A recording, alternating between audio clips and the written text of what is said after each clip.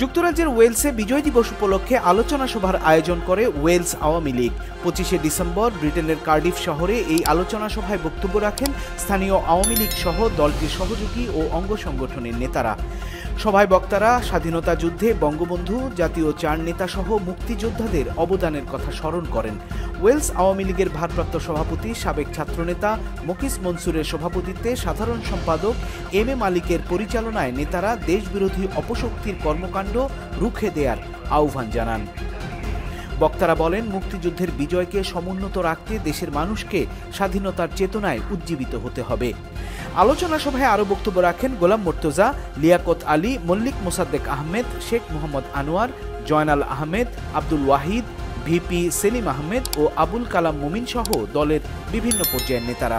Politika TV news desk.